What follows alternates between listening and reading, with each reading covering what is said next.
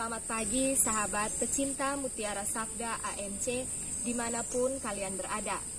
Salam jumpa kembali bersama saya, Nesya Widodo, dari Paroki Santo Yosef Onekore, edisi 14 Januari 2022. Senang sekali saya kembali diberikan kesempatan kedua kalinya untuk bisa men-sharing iman bersama pecinta Mutiara Sabda AMC. Bacaan Injil hari ini diambil dari Injil Markus bab 2 ayat 1 sampai 12. Bagi saya bacaan Injil hari ini sangat menarik sebab Tuhan berbicara tentang iman kepada kita semua. Maka di permenungan hari ini saya berikan judul Imanmu Menyelamatkanmu.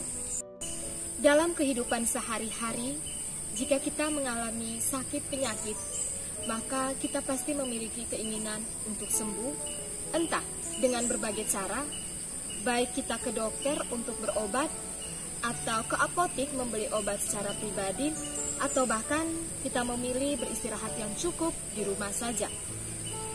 Tetapi jeleknya, ada orang-orang tertentu yang ketika sakit malah menuduh orang lain yang berperan saat ia sakit dengan melontarkan kalimat-kalimat seperti, saya tadi nih makan di si A punya rumah. Atau dia bilang, saya sakit begini, pasti si B yang buat. Ya, secara si B kan ilmunya hebat. Atau bahkan ketika dia sudah pergi ke dokter dan dokter memvonis mengidap suatu penyakit, masih saja menuduh orang lain yang berperan penting saat ia sakit. Saudara-saudariku, orang-orang seperti ini adalah orang-orang yang seakan tidak memiliki iman kepada Yesus. Mereka tidak pikir kalau sakit yang mereka alami adalah teguran dari Tuhan atas pola hidup mereka yang tidak teratur. Mereka yang sering mete, mereka yang sering makan daging terlalu banyak, mereka yang minum mabuk tidak tahu diri, dan isap rokok yang tidak karuan. Sakit penyakit yang diberikan itu adalah teguran dari Tuhan supaya mereka merubah pola hidup mereka. Dalam hal berdoa juga sama adanya. Ada orang-orang tertentu yang ketika sakit mulai sudah mencari pendoa satu kota Ende atau bahkan satu kota Kupang atau mungkin satu Indonesia untuk minta dilayani dan didoakan. It's okay, tidak apa-apa. Tetapi semuanya itu akan sia-sia jika orang tersebut tidak memiliki keyakinan bahwa ada kuasa di dalam doa itu. Bahkan ada orang-orang yang mencari pendoa yang notabene tidak memperoleh kuasa dari Tuhan untuk menyembuhkan orang lain. Saya secara pribadi merasa sangat ganjil jika orang-orang tidak memiliki keyakinan akan Tuhan. Ada yang menuduh orang lain untuk berperan penting saat ia sakit. Padahal setiap hari Minggu kita ke gereja, sambut tubuh dan darah Kristus. Kita juga sudah menerima sakramen permandian, dan setiap tahunnya kita memperbaharui pada saat Paskah. Bahkan kita sudah menerima sakramen Krisma. Masih saja kita tidak percaya pada Tuhan. Apapun yang kita lakukan untuk memperoleh rahmat kesembuhan, itu akan sia-sia jika kita tidak memiliki keyakinan dalam doa. Kita tidak memiliki iman bahwa, saya pasti sembuh melalui dokter, melalui obat-obatan yang saya konsumsi, juga melalui pendoa yang mendoakan saya.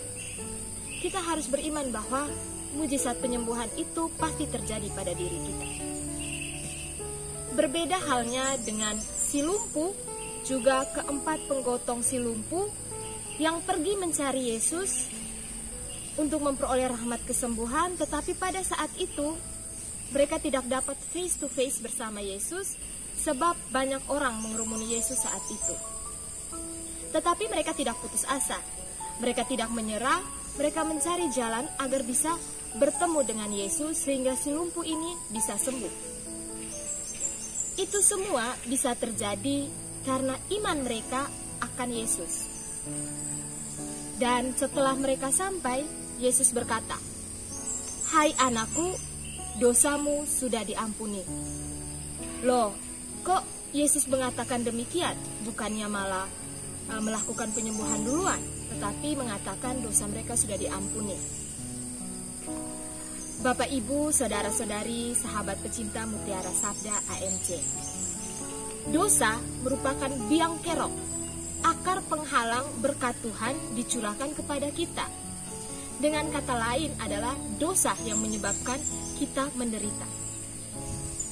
Memang kita tidak tahu dosa si lumpuh itu bagaimana, dosa keempat penggotong si lumpuh itu seperti apa, tetapi Yesus mengetahui dosa mereka, sehingga Yesus mengatakan dosa kalian sudah diampuni. Bukan saja dosa yang diampuni saudara-saudariku, tetapi mereka juga diselamatkan.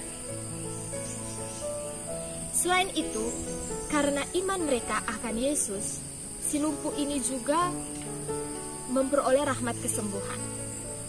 Pada ayat 11, Yesus mengatakan, "Kepadamu kukatakan, bangunlah, angkatlah tempat tidurmu, dan pulanglah ke rumahmu." Sebenarnya pada ayat ini ada yang mau Yesus katakan, yaitu Yesuslah yang berkuasa atas segala penyakit, dan Yesus jugalah yang berkuasa untuk menyembuhkannya. Orang lumpuh ini bukan hanya sembuh secara jasmani, tetapi ia juga sembuh secara rohani.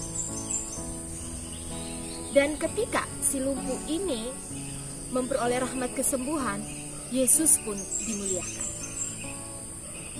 Sahabat pecinta Mutiara Sabda AMC, kita yang saat ini masih ragu, yang saat ini masih bimbang, bagaikan air di daun talas, mulai saat ini percayalah bahwa di dalam Yesus ada pengharapan yang pasti. Ada jalan keluar untuk setiap masalah, dan ada kesembuhan untuk setiap sakit penyakit. Percayalah bahwa Yesus mampu mengubah beban menjadi berkat. Yesus mampu memulihkan hidup kita jika kita mengimani Yesus, sebab imanmu menyelamatkanmu. Satu pertanyaan untuk saudara-saudariku sekalian.